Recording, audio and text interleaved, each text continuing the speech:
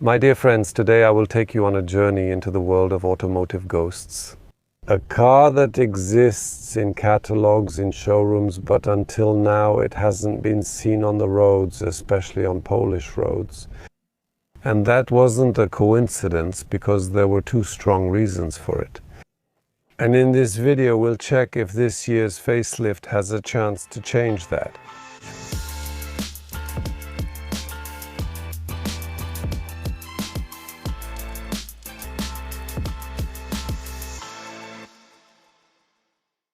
This is the BMW iX, the first electric SUV designed from scratch by the Bavarians. It's intended as a showcase of capabilities and a counterweight to, for example, the Audi Q8 e-tron. The idea was very similar to the electric Macan, meaning we give you electric power, but we promise it still drives like a Porsche.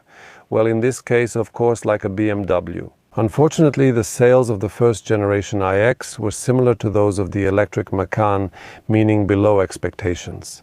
On Polish streets, this car remained, as you've probably noticed yourselves, almost invisible. It's enough to say that last year this model barely outsold Ferrari when it comes to sales. I'll tell you about the reasons for such a bad reputation in a moment, but now let's take a look at the refreshed iX in the xDrive 60 version with a longer range, slightly milder styling, and more power, 544 horsepower. Welcome to the review, and if you're new to my channel, my name is Zakharov. Let's get started. There were basically two reasons. The first one is the beaver look that's visible from a mile away. I know that BMW has other cars in its lineup, in its offer, that have a similar look, but let's be honest, we don't buy the M4 because we like the way it looks. And the iX didn't give as many reasons to overlook its appearance. Because in winter the range could drop even below 300 kilometers, the car wasn't light, and the charging power wasn't extremely high either. You couldn't say of this car, okay, I'll put up with the looks because the technology is amazing. And finally, the second reason, so it's both the price itself, because this car before the facelift was about 70,000 zlotys more expensive than the BMW X5 45e. So it's also a plug-in, it can also run on electricity. And that's the first part of the reason, because the second one was huge, actually I should say devastating. The depreciation of this car, because two-year-old models could cost less than half of their original value as a new car. And I even know a story about the BMW 2, which the dealer tried to sell for, I think, a 190,000 zloty car with really just a few thousand kilometers on the odometer. After 2 years, the X was sometimes cheaper than the BMW X5 plug-in, which was bought for much less money. The aerodynamics haven't changed. The drag coefficient is still 0.25. But the look, well, the grille bobber is a bit bigger now, and as you can see, it has lighting. Apparently it's visible from a kilometer away. The same goes for the daytime running lights, which are now set, as you can see, vertically. From the side we have new 22s with aero inserts, with tires specifically made for electric cars, very eco-friendly ones, which probably also helps achieve such good energy consumption results. Also pay attention to the door handles, which don't stick out, but you can always grab onto them. A very clever solution. At the back we have darker lamp covers and a smoother bumper. All of this makes this car, well, maybe it doesn't look so much like a concept car anymore, but rather a finished premium SUV. But will that help with sales? Exactly, the appearance is probably the biggest controversy about this car. Actually, BMW boasts that they conducted focus group research, and it turned out that as many as 30 people rated this new illuminated, narrower bobber grille as better. And here, the key word is of course better, which doesn't mean it's good. It's like paying 700 zlotys at the dentist instead of 1,000 and being happy about it. But on the other hand, it would be best not to leave a single zloty. I usually pop the hood for the technical stuff, but in this car, you can't lift the hood. You can only lift the logo and pour in the windshield washer fluid.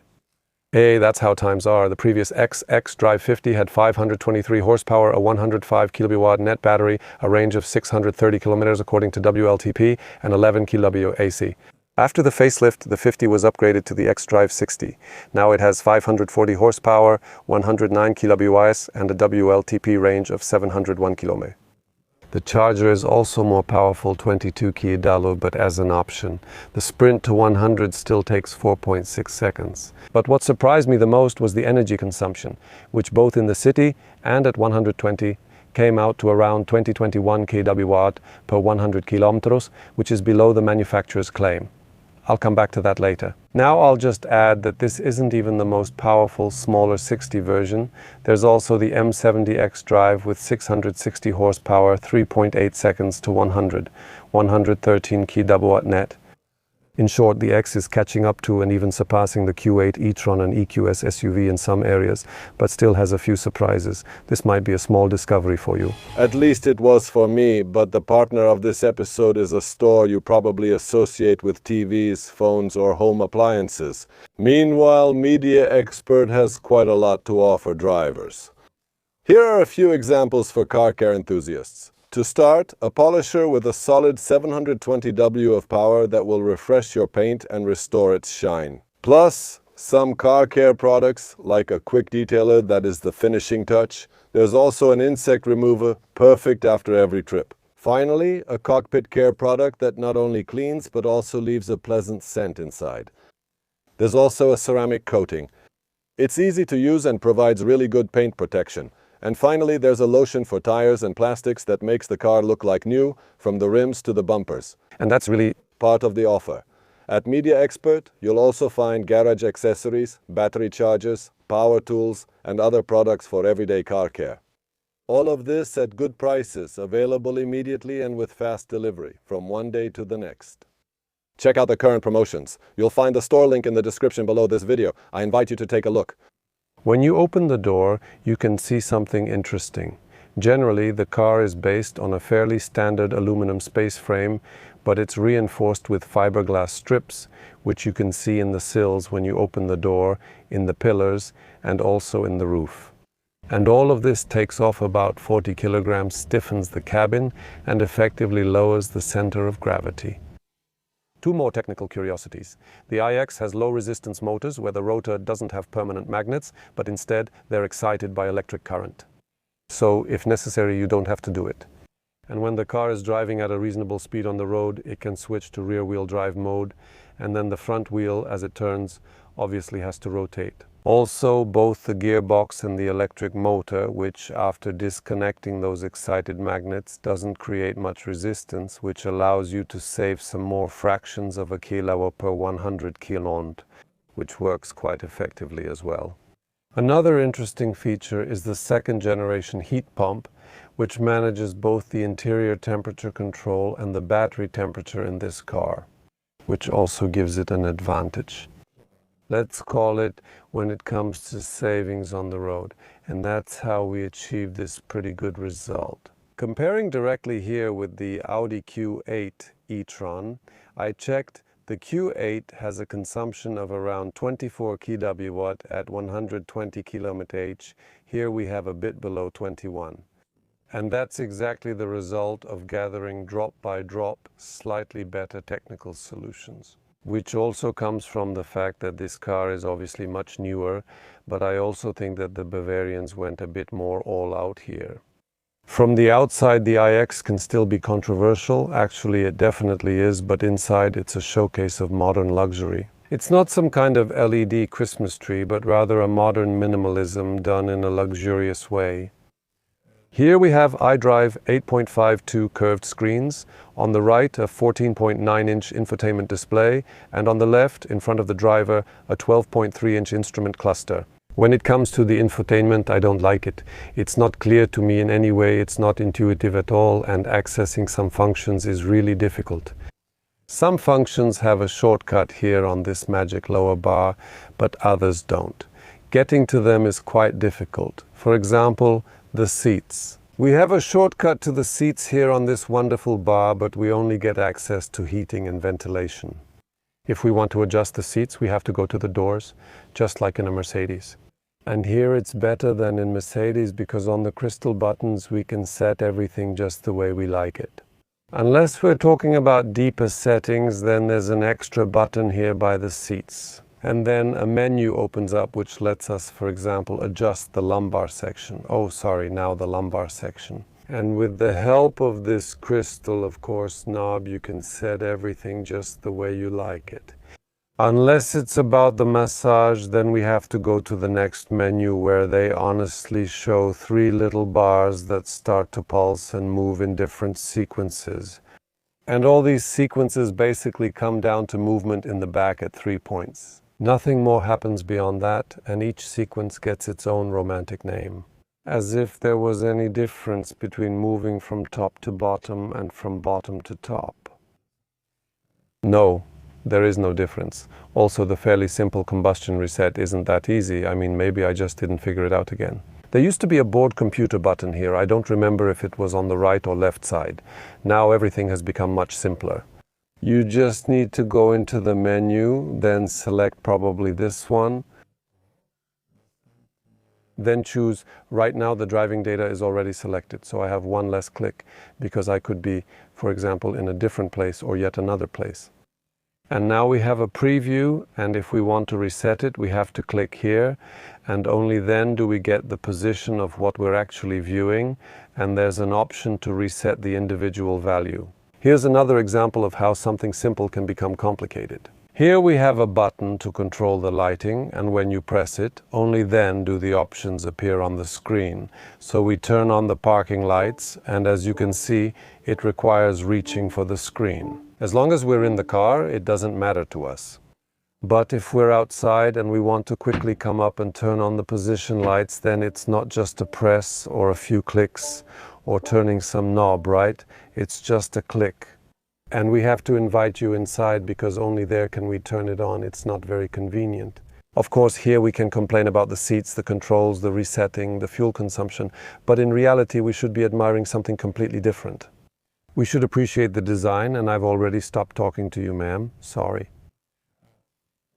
We should admire the design of this car as something completely different. Just like people once switched from horse-drawn carriages to cars and everything was completely different, here too, look at this design. Completely flat floor. It gets even more interesting in the back. I'll show you. And on top of that, there are, levels, stages built.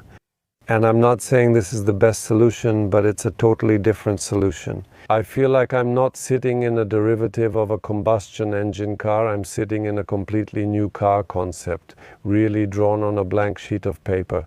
Look at these doors. I'll open them now. This isn't a shape taken from the E39. This is a completely new idea. Look at this very wide armrest, and here the handle coming in, right? Now, to be honest, I'm really going to go from one digression to another here, but this isn't a very comfortable handle, I'll say that right away. Of course, it's nice to rest your arm here. Anyway, it could be more comfortable, but it's not bad. On the right side, it's very similar. But look, when you grab this handle and want to open the door, you have to press this button. This button is too high. See? I can barely reach it. Besides, for a place that we're going to grab very often, why does this spot creak? And it's the only one that actually does. Here you can squeeze something and maybe somewhere else too, but honestly, for the most part, everything is really solidly put together. But the spot that I grab several times a day just has to creak. That's sad. As for the interior materials, it's what you'd expect in a BMW, right? We've got leather here, stitching, crystals here and there. And it all looks cool, but honestly, I think the X5 is made with a bit more attention to detail. Down here, notice, we have fabric instead of hard plastic. That's nice too. In front of the passenger, we also have a compartment lined with this material, as you can see. There's also a button here. Heads up, I'm about to go on another tangent about compartments. This compartment looks nice, but you can't fit anything in it, so it doesn't really count. As for the other compartments here, for example, someone decided, let's make a flat floor so that everyone gets in and says, wow, this isn't an ordinary car.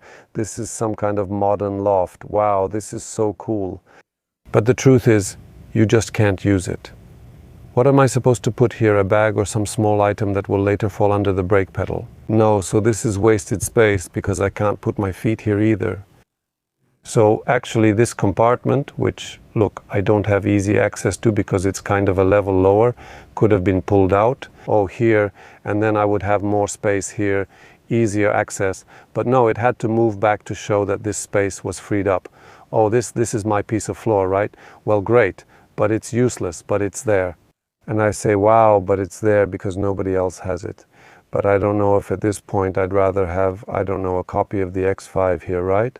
Like Audi Q8 e-tron did. So these are the kinds of dilemmas, but the truth is that because of these shapes, ideas, and solutions here and there, you can see that this isn't a copy, that it's a completely new concept. Sorry, I think I'm repeating myself. What else? I started talking about storage compartments. Here you go, a very nicely finished compartment. Here's a compartment, here's a place for a bottle, and here's another compartment. And that's it, as you can see with hard plastic. The top of the door is very nicely finished. And unfortunately, everything that tries to look like aluminum isn't actually aluminum. But at least these are really kind of crystal-like, or maybe even crystals, who knows? Well, they claim they're crystals, so we have to believe them. And that's how it looks in the front. What else did I pull on?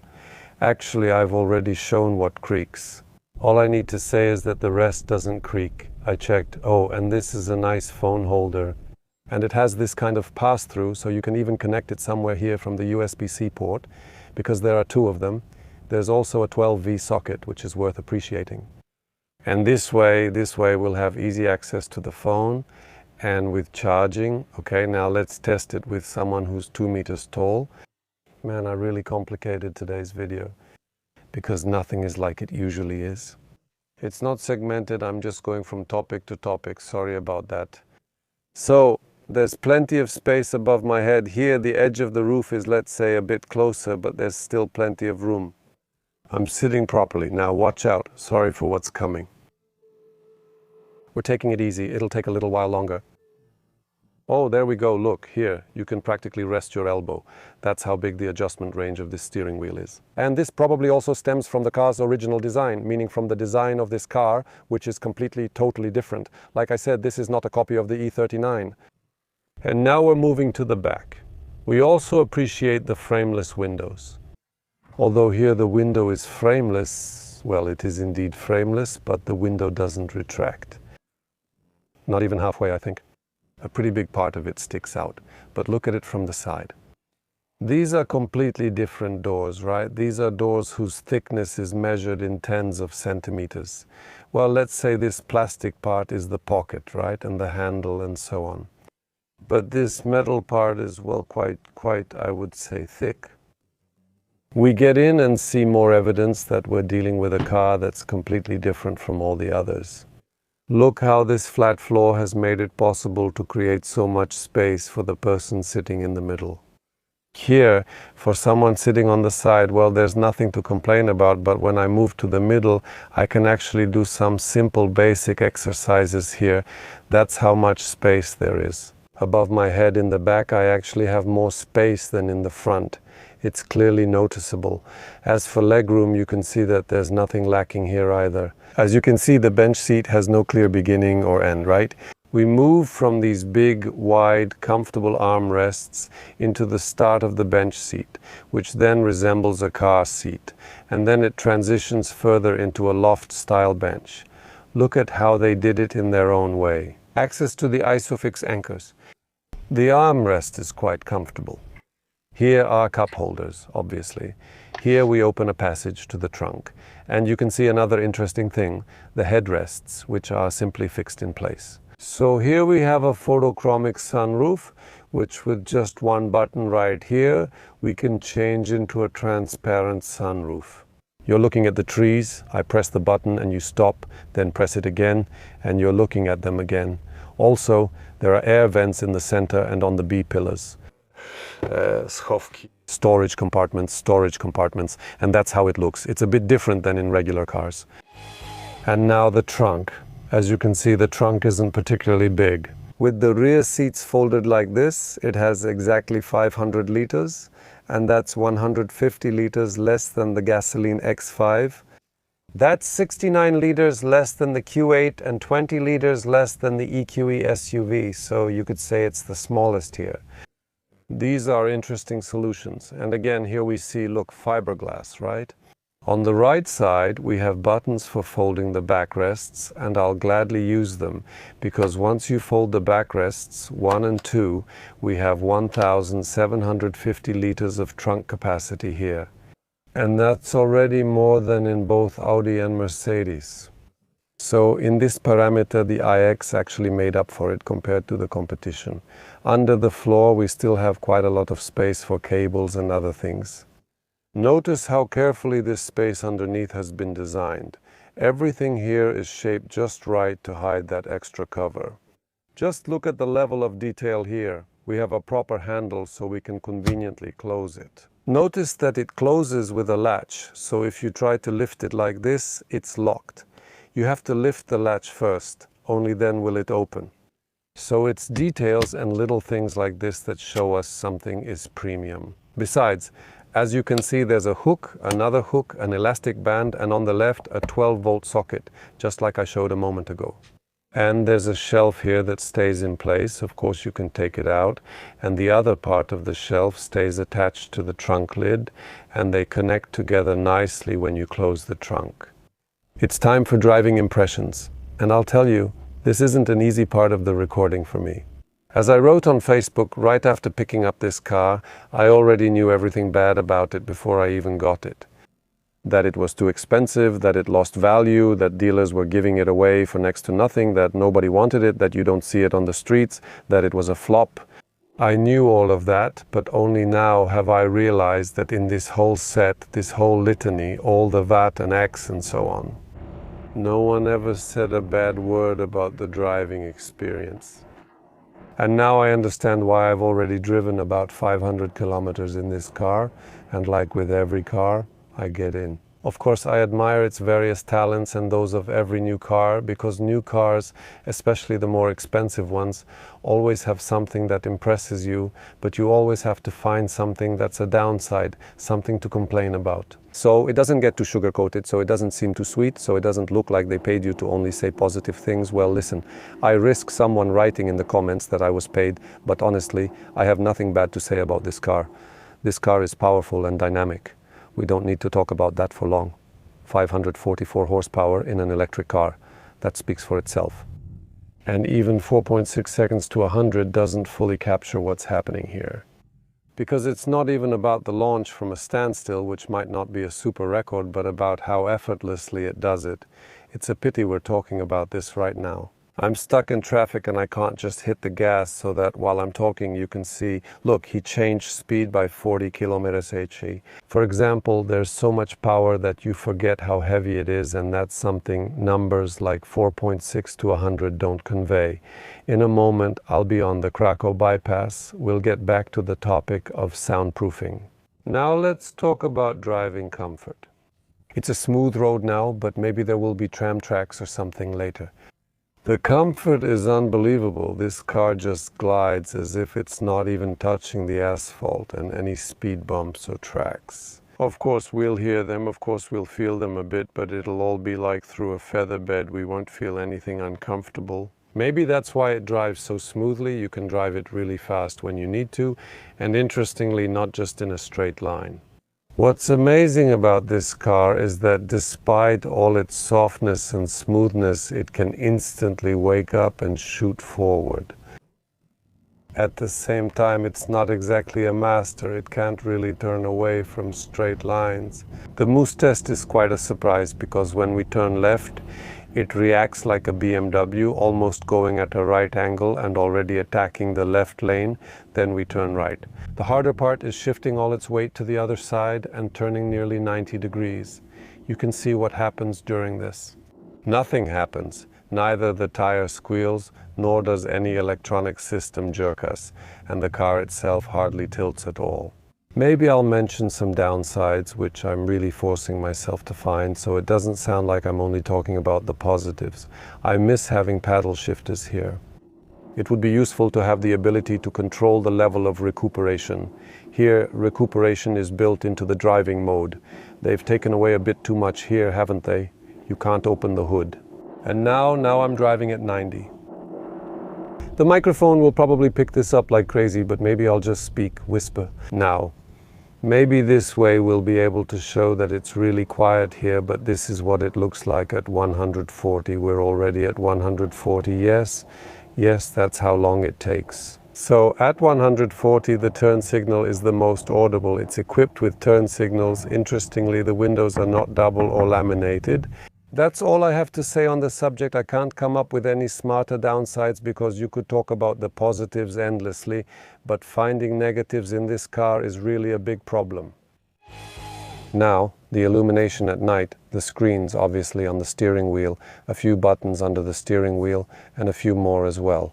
The footwell is nicely illuminated, also here the door handle, as well as the speaker grille. A very bright LED on the door, which also reflects twice in the window, so it gives quite a lot of light. Honestly, I don't have much more to add. Illuminated compartments, and on the right side, symmetrically, exactly the same on the right side. Here we have the entire control panel, as well as the space down there, one level down, also illuminated. Even here, the footwell, where no one will ever put their feet, is illuminated. On the headliner, everything is also nicely illuminated. As well as in the back, this is what the farewell looks like. This is what the welcome looks like. Notice that these strips on the doors are clearly visible from the outside, maybe showing something to the outside, I don't know. Exactly, that the car has opened or has closed. So this is an element of communication with the car. And also, good morning from the front. And goodbye. Now let's move on to the most important reason for the failure. And the nights before the facelift, that is, let's talk about the price. What happened with it? BMW lowered the price of the iX by 110,000 PLN, so now it costs 450,000 PLN. That's still more than Audi or Mercedes, but now BMW pulls out another ace up its sleeve and offers a buyback guarantee after 3 years with a value of 60. Audi and Mercedes declare about 50, so the real depreciation for these cars after 3 years for BMW and Mercedes is similar, about 150,000. Zloty for Audi is 139 zloty, so the net price and net installment for all three comes out in a comparable range, around 4,500 zloty, maximum 5,000 zloty. So even though the iX is over 100,000 zloty more expensive in cash, this problem almost disappears with a subscription. Yes, honestly, it's not clear how the market will value this car in 3 years, but the Bavarians have taken that risk upon themselves.